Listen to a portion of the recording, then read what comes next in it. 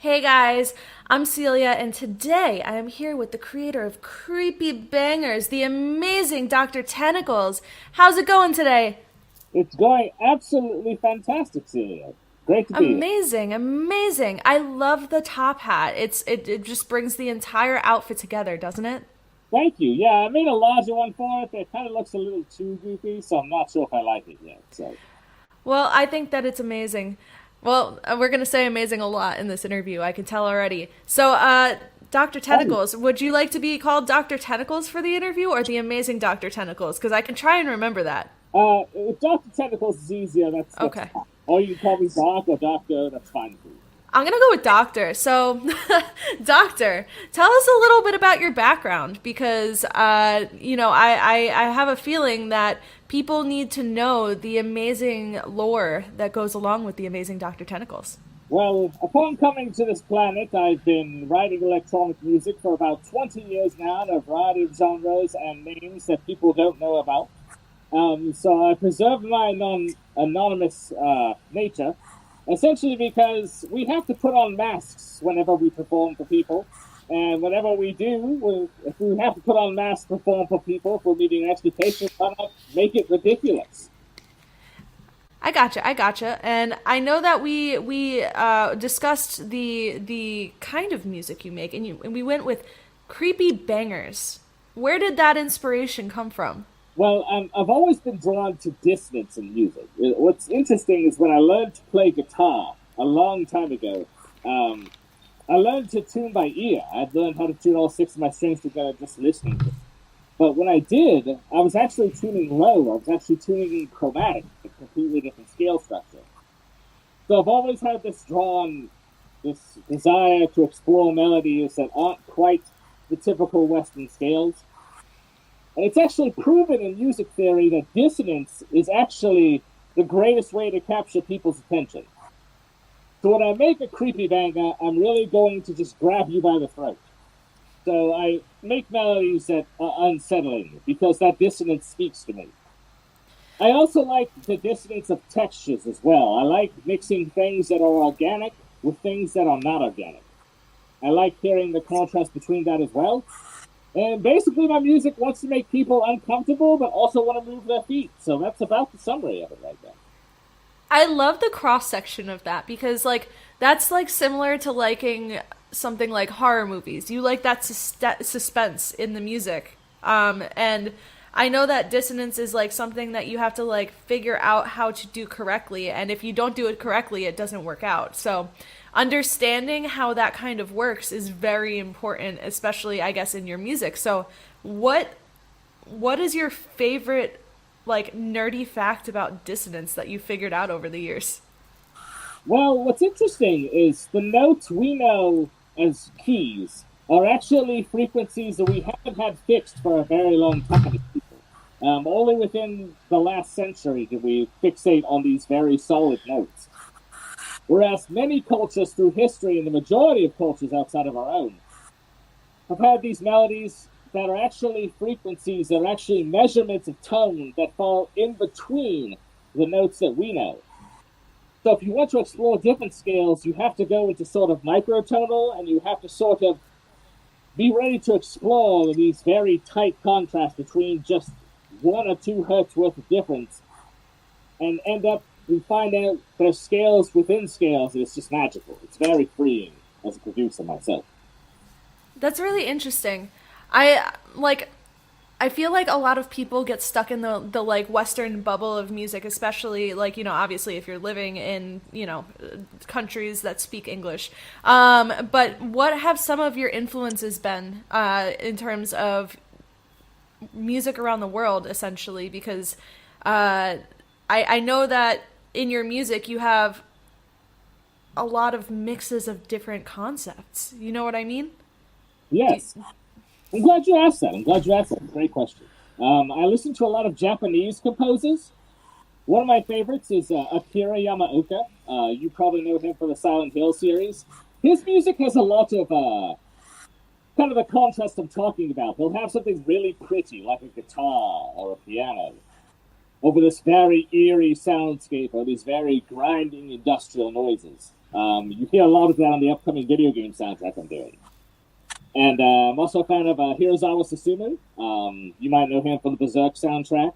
He has an album called White Tiger Field. It's absolutely amazing. He also did the music for the movie Paprika. That's a great anime, as well as Millennium Actress. I really like his music because he'll have these very big sounds. These very... this percussion that almost sounds like explosions over this very symphonic mix. I enjoy that, and I also got introduced to Egyptian pop somehow a long while back. I don't know if you know who Hakim is. Apparently an Egyptian pop star. I used to actually own a copy of Na by him, N-A-R. I really loved the melodies on that, and I like how their music is sort of a call and response in their songs, and I've done that in some of my music before as well. I like how one person sings it and the other person catches it and throws it back at them. I really enjoy concepts like that, and I've also played with African instruments as well. I've used marimbas, kalimbas. I used to have a thumb piano. I had a rain stick before. I've captured sounds from just about every instrument I've ever owned. I even have a homemade cajon drum up there. You can see the laser work on that little squid there. And so yeah, I'm very much a scientist of sound. I like to explore all the different sonic possibilities. I have so many things that I can get into with that response, but we will return to the video game thing, but I want to talk a little bit about how you've referenced anime a bit. Are you an anime doctor? Do you watch a lot of anime? Probably not as much as I should. My daughter's a big anime fan. I watched anime a lot in the 90s. The first anime I ever saw was Akira, and I watched it in subtitles. Very cool, very cool. I guess that you are a sub, not a dub guy. Yes. I like that you bring that up because when I was in film school, I essentially was in a film history class, and they decided that it was going to be alternative film history. And the alternative film history turned into all right, we're gonna watch basically Japanese spaghetti westerns. We're going to watch anime, and we're going to learn all about film from around the world instead of the standard typical American film. So it was interesting. It was very interesting. I didn't totally understand why we did that at the time, but looking back, I'm like, oh, wow, that really had me get a larger scope. So I think it's interesting, especially with the fact that people love anime, that you are incorporating, influences from Japan into the music that you're creating. Yeah, I actually have a couple songs that are very Japanese inspired. Some I released in 2021. I have one called Murdered by Ninja. That one, the cover, you actually see a kitsune mask that I made on a VVA phone coming after me. That song's very dubsteppy, lots of bass. And then I have one I released right after that called Real Time Samurai that has that sort of call and response. And I made the synthesizer sound like a flute. So I'll sometimes write tracks to see what it sounds like to write a song that's inspired by that culture. That's a big source of inspiration for me, especially when I hear type of music I've never heard before. It's fantastic. That is a really interesting and cool, essentially creative exercise, because you're picking up on the nuances of different cultures, but you're also making sure that you put your own spin on it, and you are learning and growing the way that you think about music. So I really love that that's kind of your inspiration. That's a really cool way to go about your writing style. And one reason it's really benefited me, and this happened this year, and I didn't really realize this. I had a live track, a live song I performed in 2021. I've never done any promo on this track. I barely talked about it. I released it on a live album so people could hear my live show a year later. It's on Spotify right now. And this track's called Don't Go Into the Elevator. I found out this year that track got over 1 million social media impressions in India, and quite a few in Pakistan as well. They share a border, so I imagine that's probably how it happened. But I didn't even realize that. I didn't even realize I guess I got linked onto a meme, because it was a parallel Facebook in India. Facebook is a lot more prevalent in India, believe it or not. And so that was interesting. So when you also appeal and kind of explore the sounds of other cultures, you end up broadening your audience. You end up inviting everyone to the party. by not closing your worldview. I love that, and that's really awesome that you went like essentially viral in a country that. Have you ever been there? No, I've never been there. That's really cool. I want to shift a little bit forward because I know you also do live performances, and like obviously you have a persona that you've created and you've been performing unknown to the public world of who you are for a number of years. What made you want to create a persona for your music? Well, it started out as a collaboration with someone, and like a lot of collaborations, sometimes things fall through the cracks. Sometimes life happens. I don't think it was a falling out. I think he probably just life happened, you know. But so it started out as a sci-fi hip hop project, and then I had all these beats, and I wasn't doing anything with them. I tried to sell them on BeatStars, but I don't think they really appeal to them.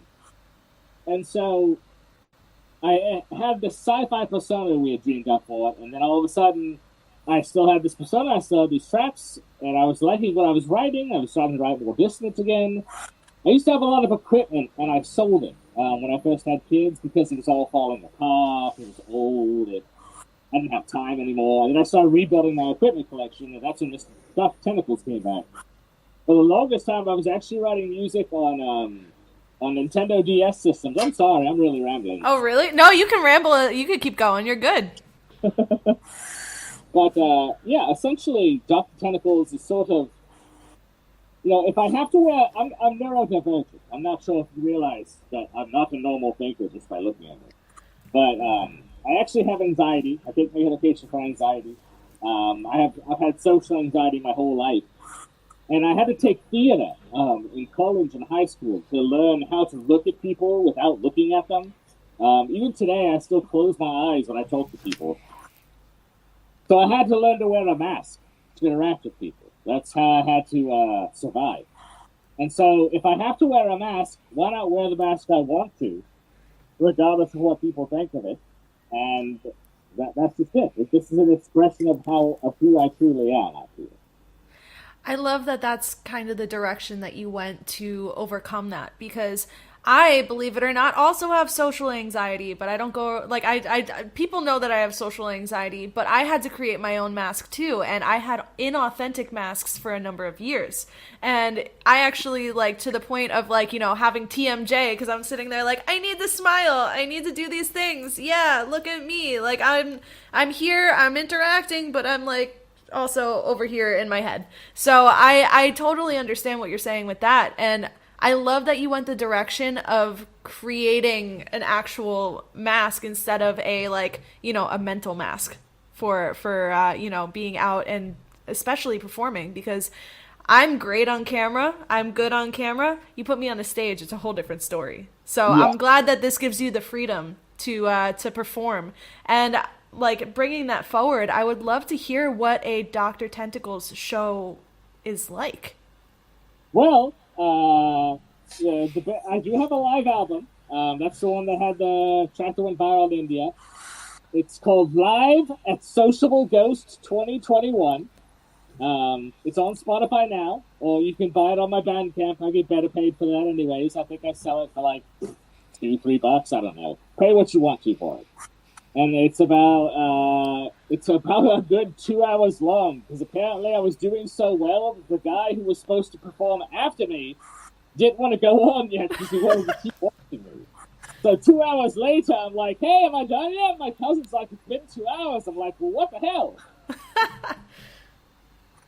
But yeah, go check out that album. It's also very well recorded.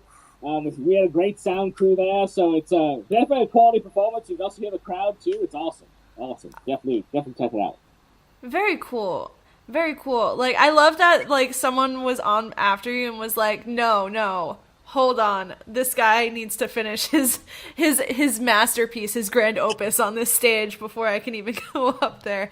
That's actually a really cool response, because I feel like usually at a show, people are like, all right, when's this guy over? When am I going up next? You know what I mean?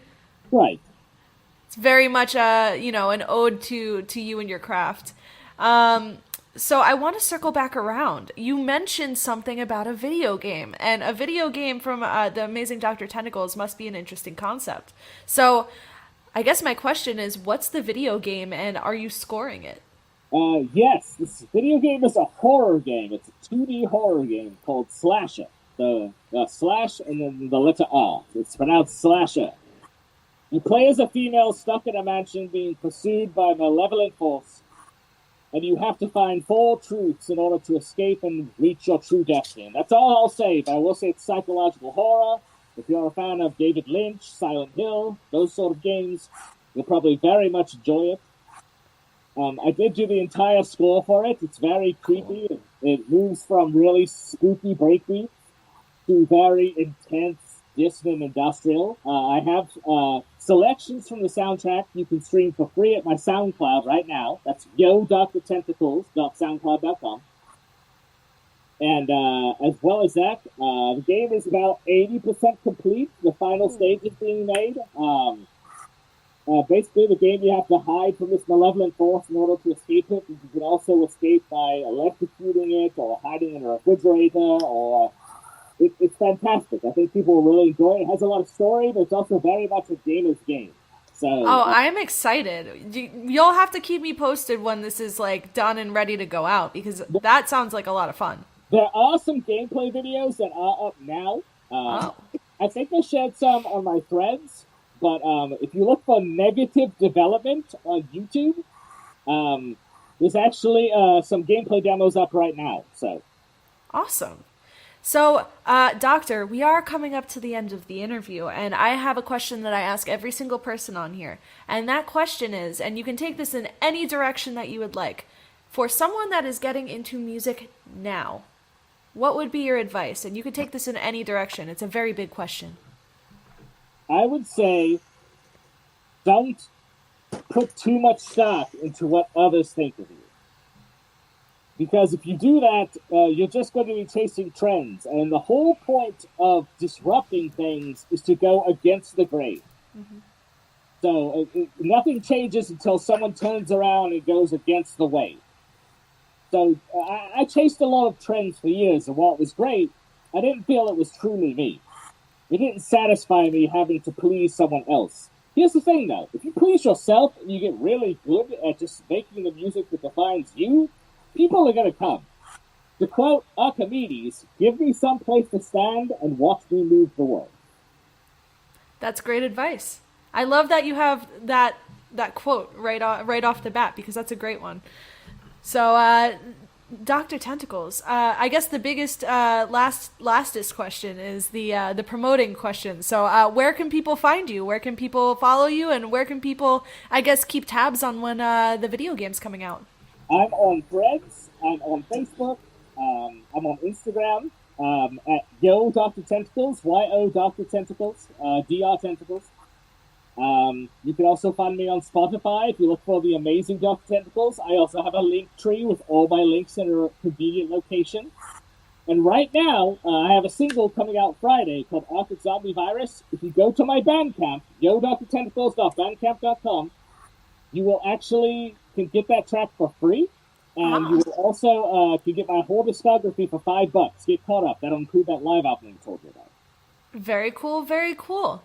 Thank you so much for hanging out with me, Dr. Tentacles. This was such a fun interview, and like you have so many different, I guess, areas that you've researched. I'm also a researcher. I like to learn a lot. So I'm glad that we were able to get into a lot of different topics today. That was the pleasure's all mine, Celia. Thank you so much. No problem, no problem. So for everyone watching, make sure that you guys check out Dr. Tentacles, and I will see you on the next one. See you later.